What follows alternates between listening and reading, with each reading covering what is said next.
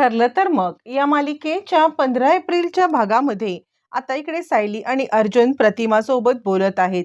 आणि ज्या वेळेला ते प्रतिमाला बोलत आहेत की तन्वी याआधी सुद्धा तुझ्यासोबत अशीच वागायची ना प्रतिमा आत्या.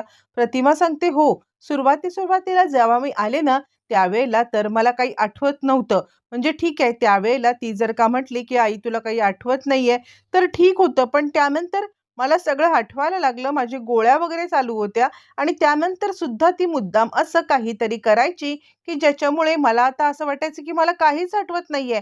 मी छोट्या-छोट्या गोष्टी विसरत चाललेली आहे, असं आता ती मला भासवण्याचा प्रयत्न करायची आणि ह्याचमुळे माझा कॉन्फिडन्स लूज होत चालला होता आणि म्हणूनच मला असं वाटायचं, की आता खरंच म्हणजे इतका तिच्या आणि माझ्यामध्ये परकेपणा का आहे? इतकी ती माझ्याशी अशा पद्धतीने का वागते? यावरती अर्जुन म्हणतो, "काही कळायला मार्ग नाहीये.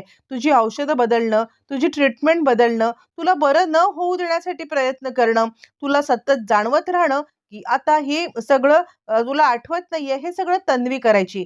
खरंच काही कळत नाहीये, की या सगळ्यामध्ये ती हे सगळं का करत होती?" यावरती मग आता प्रतिमा सांगायला लागते, "खरंच आणि म्हणूनच तिच्याबद्दलचा जो एक परकेपणा आहे ना, तो परकेपणा नेहमीच राहतो." असं म्हणत प्रतिमाला अजूनही ती आपली मुलगी नाहीये असं वाटत राहतं. मग बोलणं झाल्यावर ती दोघांचा निरोप घेऊन प्रतिमा घरी जाते. इकडे तोपर्यंत आता बाळासोबत खेळत अस्मिता लॉनमध्ये असताना तिकडे आता चैतन्य आलाय आणि तो म्हणतो, "अस्मिताई तू?" आणि चक्क लॉनमध्ये म्हणजे जी अस्मिताताई एसी शिवाय कुठेही फिरायची नाही. घरात एसी, कारमध्ये एसी, बेडवरून खाली पाऊल टाकायचे नाही. ती अस्मिताताई चक्क आता उघड्यावरती लॉनमध्ये बाळाला घेऊन फिरते. यावरती अस्मिता सांगायला लागते, "खरं सांगू का? आई झाल्यावरती सगळ्या गोष्टी अशा पद्धतीने बदलतात ना चैतन्य, काय सांगू तुला?" आणि खऱ्या अर्थाने एक आई आपल्या मुलासाठी काहीही म्हणजे काहीही करू शकते, हे सुद्धा तितकंच खरं आहे. चैतन्य म्हणतो, "ॲब्सोल्युटली राइट. कोणत्याही आईला मी आता अशा पद्धतीने जर का आता हे करण्याचा म्हणजे तुला मी पणाबद्दल बोलण्याचा मला कोणताही अधिकार नाहीये. खरंच एक आई आपल्या मुलासाठी जे काही करू शकते ना, ते सगळं तू करतेस. Hats off to you. आपल्या बाळासाठी आनंदी राहायचं आहे तुला." यावरती ती म्हणते, "तेच आहे. फक्त नवरा आपला हे नाहीये, म्हणून आता आपण आनंदी राहायचं नाहीये. हा जमाना आता मी सोडून देणार आहे. काहीही झालं तरी सुद्धा मी माझ्या बाळासाठी स्वतःला खुश ठेवणार आणि त्याला पण खुश ठेवणार." यावरती चैतन्य म्हणतो, "ये हुई ना बात." असं बोलणं चालू असताना तिकडे येतो तो म्हणजे आता इकडे सचिन आणि सचिन सांगतो, "अस्मी, मी जरा ऑफिसला जाऊन येतोय." आता सचिनने नवीन मला जॉब मिळालाय असं आता अस्मिताला खोटंच सांगितलेलं आहे आणि त्यानंतर ती सांगते, "ठीक आहे." मग सचिन निघून जातो. चैतन्यकडे जाताना रागाने पाहतो. बरं, हे सगळं चालू असताना रूममध्ये अर्जुन आणि सायली हे दोघं जण आहेत आणि त्यानंतर ते आता केसच्या वरती चर्चा करतायत. कशा पद्धतीने आता इकडे प्रियाला अडकवण्यासाठी पुढचं काम करता येईल. तितक्यात त्याला जयेशचा कॉल आलाय. तो आता गेलेला आहे. ते म्हणजे इकडे आता अ, जयेश गेलेला आहे तो म्हणजे शांताकडे आणि तो सांगतोय, "बोला तुम्ही शांतासोबत." यावरती शांता सांगते, "साहेब, हे बघा, काही झालं तरी सुद्धा मी आता इथे जास्त थांबू शकत नाहीये. कारण आता माझ्या घराचा प्रश्न आहे ना. मग जर का घराचा प्रश्न असेल तर मला इथून जायलाच पाहिजे. तुम्ही मला अडवू नका. कारण लवकरात लवकर मला आता माझ्या घराचे कागदपत्र देऊन मी परत येईन." यावरती अर्जुन सांगतो, "हे बघा, शांता मावशी, तुम्ही एक काम करा. तुम्ही आता एकट्या जाऊ नका. काही झालं तरी सुद्धा जयेशला सोबत घेऊन जा. जिथे कुठे जाल तिथे जयेशला सोबत घेतल्याशिवाय तुम्ही अजिबात जायचं नाहीये." असं म्हटल्यावरती मग आता अर्जुन जयेशला सांगायला लागतो, "हे बघ, शांता मावशींना अजिबात एकटं सोडू नको. काही झालं तरी सुद्धा त्यांच्यासोबत राहा. पेपर सबमिट केले की शांता मावशींना स्वतः घेऊन घरी ये. कळतंय का?" असं म्हटल्यावरती मग आता जयेश सांगतो, "हो, तुम्ही चिंता करू नका. काही झालं तरी सुद्धा मी पेपर घेऊन आता त्यांना नेईन आणि त्यानंतर परत स्वतःहून आणेन." असं म्हणत अर्जुनने आता इकडे जयेशला व्यवस्थित सूचना दिलेल्या आहेत आणि जयेश त्या सूचनेनुसार मात्र आता सगळी कामं करणार असतो. मग अर्जुन म्हणतो, "ठीक आहे, बरं झालं शांता मावशी एकदा सुखरूप परत आल्या की प्रश्न." इकडे तोपर्यंत प्रियाला आता मात्र पुढची कामं करायला जायची असतात. तिला आता भरपूर कामं असतात आणि त्यासाठी लाडीगुडी लावत आता ती बरोबर रीतीने आलेली आहे. ते म्हणजे इकडे आता अश्विनकडे आल्यावरती ती आता सांगते, "अश्विन." यावरती अश्विन म्हणतो, "अगं तन्वी, आज काय तुझं इतकं प्रेम उतू चाललंय?" यावरती ती सांगते, "अश्विन, खरं तर मला माझा हा आनंद तुझ्यासोबत सेलिब्रेट करायचा होता. पण काय सांगू तुला आता हे आहे ना, तर मी माझ्या मैत्रीण सारिकाकडे जाऊ का? यावरती तो म्हणतो, "हो, ठीक आहे जा की." यावरती ती सांगायला लागते, "पण तू घरात कुणाला सांगणार नाहीस ना, की मी सारिकाकडे गेले आहे? कारण तुला तर माहिती आहे, की घरचे आता सगळे आपल्यावरती किती संशय घेतात. मला तर परत टोमणे मारतील. म्हणून तू सांगू नकोस कुणाला, की मी आता रात्रभर सारिकाकडे होते म्हणून. कळतंय का?" असं म्हटल्यावरती तो म्हणतो, "काही चिंता करू नकोस. मी कुणाला सांगणार नाहीये, पण तू वेळेत घरी परत ये." असं म्हटल्यावरती ती आता निघालेली आहे तिच्या मोहिमेवरती. तोपर्यंत इकडे आता आलेला आहे तो म्हणजे सचिन वकिलांकडे आणि तो आता वकिलांकडे आल्यावरती काय इम्प्लिमेंट काय? महिपतला सोडवण्यासाठी काय पुढचं काम तुम्ही करायचं ठरवलेलं आहे? यावरती तो म्हणतो, "चिंता करू नका. आपण आता एक गोष्ट त्याच्यामध्ये वापरायची आहे, ती म्हणजे नागराजने दिलेली महिपतला धमकी. जी महिपतला धमकी आता नागराजने दिलेली आहे ना, त्याच धमकीचा आपण अशा पद्धतीने वापर करायचा आहे आणि कोर्टामध्ये खरं तर महिपत शिकरेंनी नागराजच्या विरोधात साक्षसुद्धा दिलेली होती आणि ती साक्षसुद्धा आता इकडे आपल्याला कारणीभूत ठरणार आहे. ते म्हणजे आता हे करण्यासाठी म्हणजे महिपतला सोडवण्यासाठी आणि नागराजला अडकवण्यासाठी. आपण नागराजच्याच विरोधात केस टाकत आता महिपतला सोडवायचं. म्हणजे इथे प्लॅनिंग फक्त नागराजला महिपतला सोडवायचं आहे. नागराजशी काही फरक पडत नाहीये. सचिन सांगतो, "व्हेरी गुड." इकडे आता अर्जुन सांगत आहे, इकडे आता की "मम्मा, मी जरा बाहेर जाऊन येतो का? आईस्क्रीम वगैरे खाऊन आम्ही दोघं जण म्हणजे आम्हाला दोघांना तसा वेळच मिळत नाही." कल्पना म्हणते, "ठीक आहे, तुम्ही दोघं जण जा, पण जरा लवकर या हां, जास्त उशीर करू नका." असं म्हटल्यावरती दोघं जण निघालेली आहेत आणि त्याच वेळेला आता इकडे तो जयेशला कॉल लावायचा प्रयत्न करतोय. तर जयेश त्याला सांगतोय, "तुम्ही चिंता करू नका, मी आता मावशींच्या सोबतच आहे." बरं हे सगळं होत असताना इकडे आता सचिन पेस्ट्री घेऊन आलेला आहे.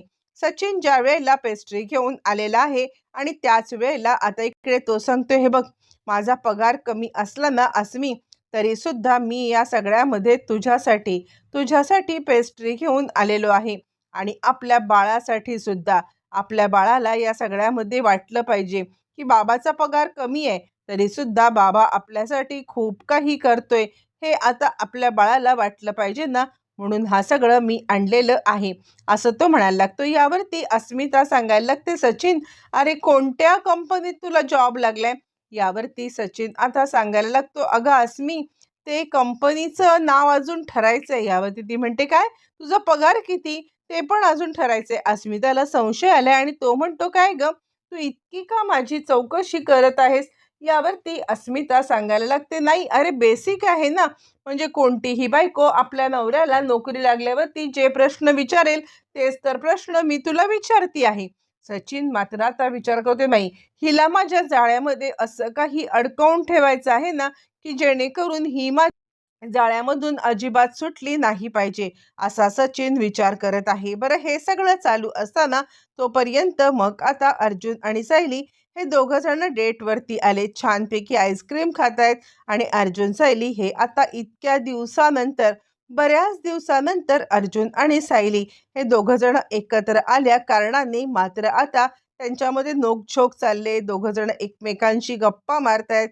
अर्जुन आणि सायली आईस्क्रीम खायला आल्यावरती इकडे आता लगेचच अर्जुन पुन्हा एकदा जयेशला फोन करतो. तो जयेशचा अपडेटच घेत आहे, की शांताला सुखरूप आता आहे त्या ठिकाणी सोडवतो ना, पण यावेळेला जयेशचा आवाज वेगळा येतो. त्याला आता अर्जुन विचारतो, "काय रे तुझा आवाज का वेगळा येतोय?" यावरती जयेश आता उडवाउडवीचे उत्तर देतो आणि जयेश सांगायला लागतो, "नाही, ते आवाज वेगळा असं नाहीये. म्हणजे खरं सांगायचं तर आता सर्दी झाली थोडी ना मला, म्हणून माझा आवाज वेगळा येतोय." अर्जुन म्हणतो, "ठीक आहे, तू घरी पोहोचलास ना त्यांना घेऊन की मला कॉल कर." इकडे तोपर्यंत प्रिया आलेली. प्रिया इकडे अधिराजला भेटायला आले आणि खरंच थँक यू सो मच. किती आणि कसे तुझे आभार मानू ना, मला खरंच काही कळत नाहीये. यावरती तो म्हणतो, "अगं, तू मला भेटायला आलीस ना, हेच माझ्यासाठी किती महत्वाचं आहे." ती म्हणते, "अरे, आपण काल तर भेटलो होतो." यावरती तो म्हणतो, "35 तास, 35 तास 17 सेकंद असं काहीतरी तो टायमिंग सांगतो." यावरती ती म्हणते, "अरे, तू इतकं सगळं टायमिंग आता मोजतोस?" यावरती तो सांगायला लागतो, "मग तुझ्यापासून दूर राहणं मला आता अजिबात आवडत नाहीये." यावरती ती म्हणते, "मी निघते. कसं आहे, माझ्या चाळीतल्या लोकांनी जर का मला पाहिलं तर?" यावरती तो म्हणतो, "नाही, माझ्या गाडीतून बाहेरच्या माणसाला काही दिसणार नाहीये. यावरती ती सांगते, अच्छा. मग तो तिचा हात हातात घेतो. ज्या वेळेला हात हातात घेतो त्यावेळेला तिच्या हाताला रक्त लागलेलं असतं आणि त्यावरती तो म्हणतो, हे काय आहे? त्यावरती ती सांगायला लागते, ती गडबडते. काहीतरी प्रियाने कांड करून आलेली आहे, हे मात्र 100% प्रिया या सगळ्यामध्ये जे काही कांड करून आले त्यामुळे प्रिया आता टोटली अडकलेली आहे. आणि त्यावरती तो म्हणतो, हे रक्त? त्यावरती प्रिया म्हणते, नाही, अरे काय माहितीये का तुला, म्हणजे आता मी भाजी चिरत होते ना, म्हणून आता मला म्हणजे हे लागलेलं रक्त आहे, सुकलंय आता ते. असं म्हणत प्रिया खोटं खोटं नाटक करायला लागते. आणि त्यानंतर मग आता तो सांगायला लागतो, तुझ्यासाठी गिफ्ट. प्रिया म्हणते, इतकी महागडी साडी? नाही नाही, पण मी इतकं महागडं गिफ्ट घेऊ शकत नाही.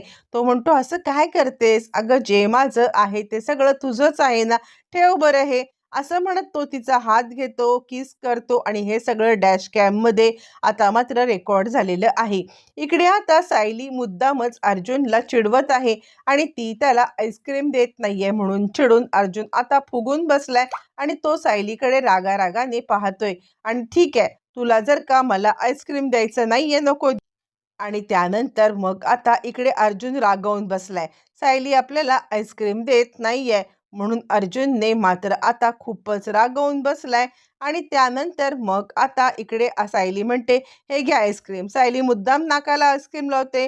दोघं जण छानपैकी सायली आणि अर्जुन यांची गंमत जम्मत चालू आहे. आणि त्यानंतर दोघं जण एन्जॉय करतायत. लग्नानंतर या प्रियाच्या मुळे आपल्याला अजिबातच वेळ मिळत नाहीये. आपण आता एकमेकांच्या सोबत टाइम स्पेंड करू शकू यासाठी. आणि असं म्हणत दोघं जण एन्जॉय करत आहेत. एकमेकांचा हात हातात घेऊन आता एकमेकांच्या सोबतीने छान एन्जॉय करत असताना इकडे प्रिया सांगायला लागते, चल, मला निघायला पाहिजे. घरी आई हे आहे ना, सगळी कामं करायला लागतात, सगळ्या ऑर्डरी मलाच घ्यायला लागतात. म्हणजे आता भाजी चिरून ठेव, हे कर ते कर. यावरती तो म्हणतो, एक दिवस तुला आता ऑर्डर घ्यावी लागणार नाही, तर आता मी तुला ऑर्डर देण्यासाठी तयार ठेवेन. तू ऑर्डर देणार, बाकी सगळे ऑर्डर झेलणार. यावरती प्रिया म्हणते, खरंच अधिराज? आणि त्यानंतर ती आता निघून जाते. त्यावरती तो म्हणतो, मी तुला सोडतो ना. त्यावरती सांगते, नको. तो म्हणतो, इतक्या रात्री कशी जाशील? तर ती सांगते, अरे काय माहितीये का, माझे बाबा जिथे काम करायचे ना, त्यांच्या इथे नवीन ड्रायव्हर घेतलाय, तो आमच्या चाळीतलाच आहे आणि त्यामुळे त्याची गाडी घेऊन मी आले. यावरती अधिराज विचार करतो, किती खोटारडी आहे ही, म्हणजे हिला खोटं बोलायला कसं सुचतं, मला खरंच कळत नाहीये, किती खोटारडी मुलगी आहे ही. इकडे अर्जुन आणि सायली घरी आलेत, खूप एन्जॉय करतायत. अर्जुन सांगतोय की आज एकदम लेट झोपायचं आहे मला, आज काहीही घाई नाहीये, मी आता निवांतपणे इकडे झोपणार आहे. काहीही झालं तरी सुद्धा कोणत्याही परिस्थितीमध्ये मला आता इकडे अजिबात झोपायची घाई नाहीये. सायली सांगते, बरोबर आहे, रात्री उशिरा झोपा, सकाळी उशिरा उठा आणि त्यानंतर ऑफिसला उशिरा जा. असं म्हणत सायली जबरदस्ती अर्जुनला झोपण्यासाठी नेते. मग तोपर्यंत प्रिया घरी येते. नशीब कुणीच नाहीये असं म्हणत घाबरी घुबरी होत आता ती आपल्या रूममध्ये निघून जाते. ज्या वेळेला प्रिया निघून जाते आणि त्यानंतर दुसऱ्या दिवशी अर्जुनला जायला उशीर होतो, तो डबा विसरतो. मग आता सायली त्याच्या मागे डबा घेऊन चालले आणि अर्जुन मुद्दामच डबा विसरलेला असतो आणि तो आता सांगायला लागतो, बायको, मुद्दामच डबा विसरलोय मी, काही झालं तरी सुद्धा तूच आता माझ्यासाठी डबा घेऊन यावीस असं मला वाटते आणि फ्लाइंग किस द्यावा. सायली म्हणते, वेड्यासारखं काहीतरी करू नका. तो म्हणतो, वेड्यासारखं नाही, मला तुझ्याकडून फ्लाइंग किस पाहिजे म्हणजे पाहिजे आणि हा फ्लाइंग किस घेतल्याशिवाय मी आता इथून काही जाणार नाहीये. सायली आता अर्जुनला थांबवण्याचा बोलण्याचा प्रयत्न करते, पण तो कसला ऐकायला, त्याला मात्र काही झालं तरी फ्लाइंग किस पाहिजे असतं. सायली खूप सारे फ्लाइंग किस देते, द्या, घ्या घ्या आणि आता तरी निघा. मग अर्जुन निघून जातो. पण इकडे अर्जुनच्या गाडीमध्ये शांताची बॉडी आता पोलिसांना सापडलेली आहे. ज्या वेळेला अर्जुनच्या गाडीमध्ये शांताची बॉडी सापडले, अर्जुनला अटक करण्यात आलेली आहे. आणि ही न्यूज आता इकडे प्रतापला कळले. प्रताप कल्पनाला ही न्यूज सांगतोय. तोपर्यंत प्रतिमा हादरले.